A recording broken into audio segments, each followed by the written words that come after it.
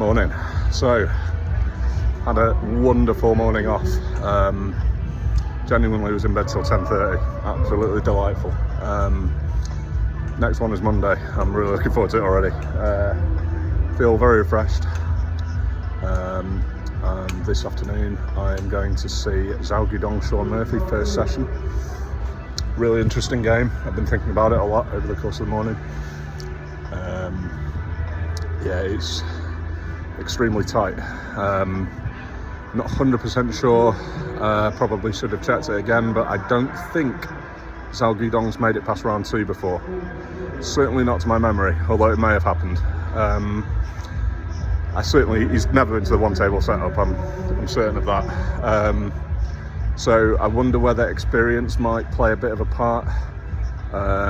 You'd like to think Sean Murphy is playing in fits and starts against Fan Zhengji. If he plays his game, you know, he's difficult for anyone to stop, frankly, let alone Zhao Guidong, who is he's at a similar level the whole way through. That's why it's such an intriguing matchup. He's just either very good or better, Zhao Guidong. He doesn't really dip, and that's why he's world number 11, frankly. Just consistency. He's won titles, sure, but he's not won like loads of titles. He's always there or thereabouts. So I think Murphy will be extremely pumped up for it. The crowd will give him a proper reception. The fact that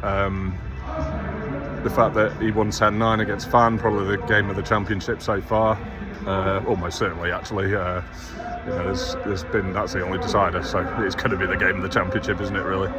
And the way he won it. So I think Murphy will come out of the blocks quick, I think. It's up to Zhao Guidong to kind of stick with him. It's whether Murphy can keep that up sort of in the middle part of the match.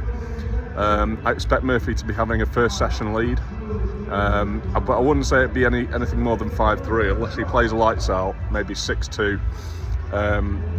It's up to Zhao, to me, to stop Sean, because he'll still be, he'll still be living off the adrenaline of last night.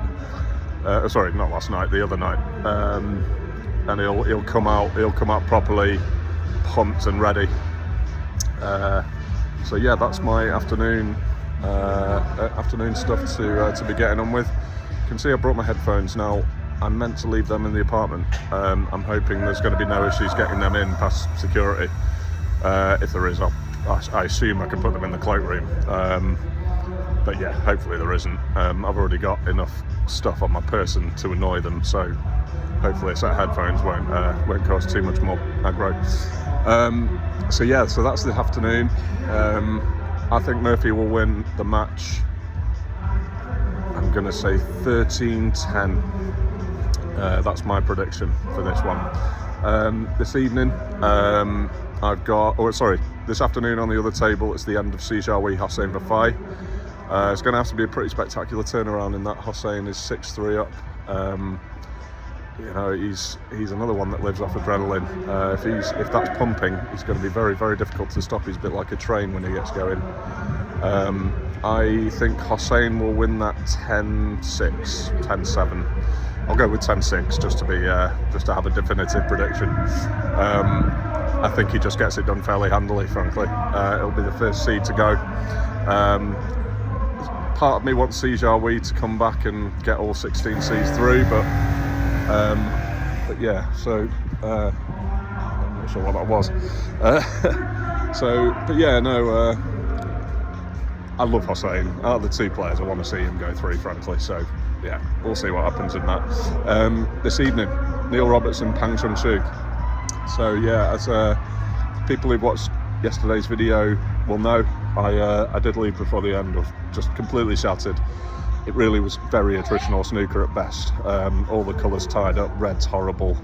Robertson taking quite a long time over shots. Pang Chun-Chu taking lots of time over shots. I think half the audience left when Robertson went 4-3 up, frankly. I watched the rest in bed anyway, so I'm up to date. I think that's going to be really close. I think it could be a 10-8, 10-9. I'm going to say it's going to be 10-9 to Neil Robertson. I think experience will win the day there, but Pang is an excellent player, and Robertson wasn't firing. There's no question of that. So if Pang can sort of, you know, just keep at a level, Robertson's got problems. But yeah, it wasn't vintage Robertson by any stretch of the imagination yesterday. It wasn't vintage anyone really. That's why I left. But yeah, we'll see what happens in that. The other table is Kyron Wilson, Mark Allen. That's the first session of the second round, obviously. What do I think's going to happen in that? Kyron Wilson, Mark Allen. Fancy Mark Allen there, you know.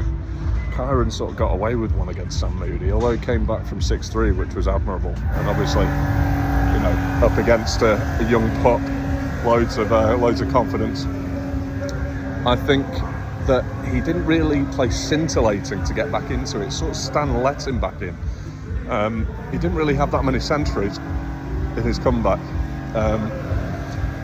Whereas Mark Allen, by all accounts, played lights out against Zangander to win. Won easily in the end. I think Allen will win. I think Kyron's going home. I think said he was having problems with his cue again. I mean, I can't keep up with him because the amount of problems he has with his cue. He's just won the Masters, for God's sake. He can't be that bad a cue. You know, either stick with it or don't stick with it, mate. You know, that would be my advice. If I was in his camp, I'd actually start getting annoyed at this point. But I think Alan's really pumped up for this, and he's on a new fitness regime. Really been, putting the work in behind the scenes. Apparently, after the first session, when he played quite badly, he just went out and got drunk with his mates watching the football. That's probably what I'd do, to be fair. And it seemed to pay dividends because, he came back out the following day and just, absolutely rinsed him. So, yeah, I think Mark Allen will win. I think he'll win fairly handily as well. I think he'll win 13-8. That's my prediction for that one. Have to see what happens as the sessions unfold, and obviously keep tabs on my predictions or try and remember them all as they're going. Might be quite tricky. Might have to refer to some earlier videos for that. I'll clock in with you in between afternoon and evening session. Should have a bit more time. Obviously, there's only 2 sessions today and a bit of an earlier start at 1 o'clock. So, yeah, we'll see you then. Have a good afternoon, all. Over and out.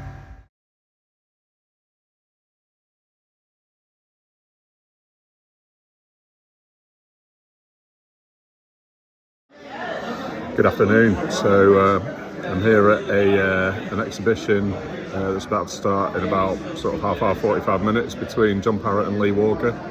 This is at Box Bar in Sheffield. Not really sure what's going to happen, but we'll see. Maybe they're playing frames or don't know. Interested to see the format. I'm hoping to get Parrott's autograph before I leave.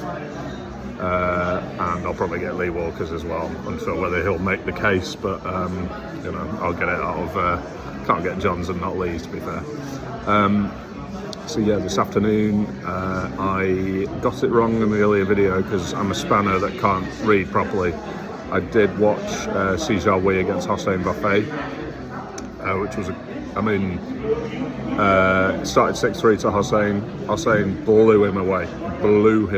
Best I've seen him play probably ever. He's always had the game, but probably not the all-round game. He was playing safety beautifully. He was putting beautifully. Judd Trump's got problems. I think he's got a very interested party in Buffet, and I think he's going to be a really tough nut to crack in the second round.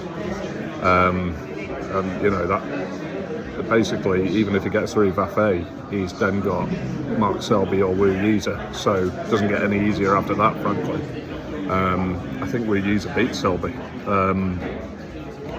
but we'll have to see. Attack versus defence, that one, it could be a really, really good game. This afternoon I watched Hossein win 10-3, annihilated him. Wasn't a mid-sesh. There's no need for one.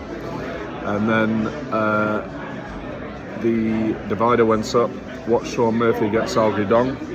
Now, I don't want to humble brag, but I did say Murphy would start very well, and he went 5-0 up. So 5-0, he was absolutely cruising, playing great. Zhao Guidong came back after the mid-session a little bit, started queuing a bit better, got it back to 5-2, and then there were chances for both of them in that final frame of the session. Sean Murphy took it with a good break. He's 6-2 up. I did say 5-3 or 6-2, and I do fancy a Zhao Guidong's mini comeback, but I think Murphy will be too strong for him. I think he'll win 13-10. So be interested to see that one. So tonight, after the exhibition, I'll be watching Neil Robertson against Pang Chung-Hsu. I think that is going to be an all-the-way epic. I think Robertson's going to be bang under it tonight. I do think he'll get through just purely on experience, but he did not excite me at all during that first session. Not his finest work. So yeah, we'll just have to see what happens with that. But I think Pang looked pretty solid. Like, he's not going to make that many mistakes, and technically he's good, so yeah, we'll just have to see what happens with that. I think I'm going to go 10-8 Robertson. That's what I'm going to go. We'll just have to see what happens. But the other side, it's Wilson Allen. I think that could be I think Allen 5-3. That's what I think in that.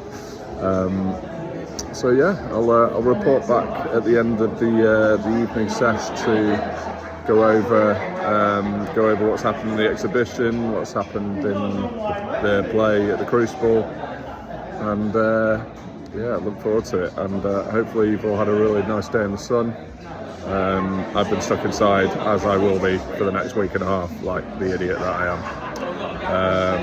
But yeah, nice one. Okay, over and out.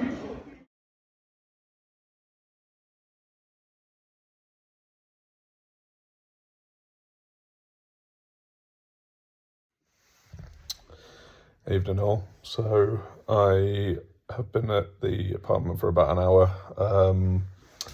Watched Neil Robertson against Pang Chung-Hsu tonight. Thought it'd be a tricky affair for Robertson, to be fair, because he got really bogged down yesterday, and in the first session came out 5-4.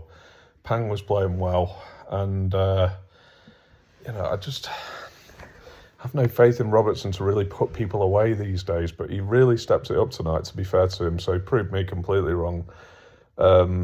Just playing a lot more fluently, a lot more quickly. That would be my advice if I was his coach. If I was Joe Perry, I'd just be saying to him, look, you play better when you speed up. Sometimes you don't need to look at, I know some shots you do need to look at, a lot of angles and forensically check it all out, but I really think he does it a lot more than is necessary. That's just my opinion. It's just maybe I do it sometimes on a snooker table. I look at too much when I'm playing. But he was excellent tonight, Robertson. Pang didn't really get that much of a look in. When Robertson got in, he scored really well. I thought Pang went into his shell a little bit, kind of was a bit scared to go for long shots and turned down a lot. And to beat these top boys, you need to be hitting those, crunching those long ones in, because that's what builds the pressure up on them. So yeah, maybe still a little bit of Crucible inexperience for Pang, even though he's been in the main draw quite a lot of times now. He'll come good. He's a good player. At some point, he'll have a decent run in it. But yeah, on the other side, it was Mark Allen against Kyron Wilson. So obviously I didn't see the first sort of 6 frames because the divider was down. But Mark Allen was 5-0 up.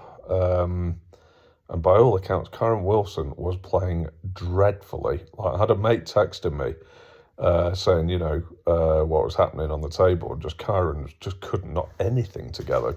Allen was, playing him off the park. And obviously Kyron's been having tip and cue problems he claims for quite a while now. But yeah, at 5-0, something happened to the match. Kyron got one back in one visit, and that just changed the whole session. Karen then made it 5-2 and made it 5-3, and by the end of it, Stephen Hendry was absolutely hammering Mark Allen in the commentary box, saying, he's let this session slip away from him. He should be 7-1 up. Give it. It's absolutely incandescent was Hendry, and it does sound like to me that Mark Allen's really missed a trick. I mean, he could pretty much have put the match away in the first session, and Hendry just, he can't abide weakness, and it sounds like Mark Allen has thrown Karen Wilson a bit of a lifeline. So that's I mean, that's still well alive, that is. I thought that I mean, I was talking to the bloke next to me, and he was saying, could be with a session to spare the way it's going. And the way Karen's sort of talking about his Cuba, that's well alive, that match now. So, I forgot to mention, in between sessions, in between the afternoon and evening sesh, I went to the box in just 5 minutes walk away from the Crucible, and I got a bit of dinner, and it was my intention to stay there and watch. There was an exhibition between John Parrott and Lee Walker. So midnight, the tournament sponsors were putting on a free exhibition. I mean, it wasn't really an exhibition. It was one competitive frame between them, and then they posed for sort of selfies and signed autographs and things. But it was really good. I mean, the whole thing only took about half an hour, 45 minutes, and it was a good laugh. They were, making jokes at each other's expense, and they're both quite funny, really. So it was good. And I got, obviously got JP's signature now, so the Parrot has been caged. We've got Lee Walker as well, signature. I'm not 100% sure he's case worthy. I like Lee Walker a lot, but as a player, he's not. He wasn't really that good, was he? Let's be honest. He's, it might sort of stick out like a sore thumb on the case a little bit. I do love him as a commentator though, and I think he's got a lovely gravelly Welsh tone for the commentary box, and just, he knows the value of sort of a pause and quietness in commentary as well, which I think is important. So I got those two signature. I also got Kyron's as he left tonight. So I've got Kyron's, so decent little day on the signature front. 3 more, 2 more world champions. So, on the list of world champions now, Peter Ebden is in Sheffield while Murphy is in Sheffield because he is Sean Murphy's coach. So I'll definitely try and get his. We obviously have covered the Ronnie O'Sullivan trials and tribulations. I'm pretty sure that his is going to be one that I miss out on. But there's also Neil Robertson who I haven't got, and there's rumours that Cliff Thorburn comes in the final week, sort of semis and final time. So definitely going to try and get Cliff. I mean, it's only the World Championship where I could possibly get Cliff, to be fair. Just trying to think who else. I think I've got everyone else. I mean, obviously Luca's not here, so I can't get him. Wonder who else there is just offhand. Sullivan, Selby. Yeah, I think I've got every single other one. Obviously there's world champions that have passed away, so I won't be able to get them. That's kind of, that's sort of by the by. I can't get them, but not far off now. So hopefully could just keep going on the signature front. There's still, Mark Williams is definitely one that I haven't got.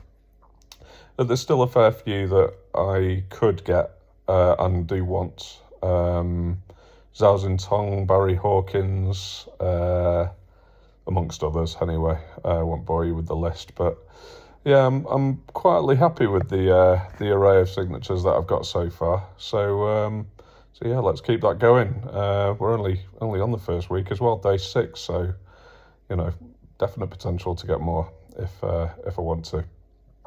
Cool. Okay, well, I'm going to stop this video because it's probably mostly me rambling. I'll preview the morning session tomorrow morning while I do breakfast. And yeah, nice one. Have a good evening. Over and out.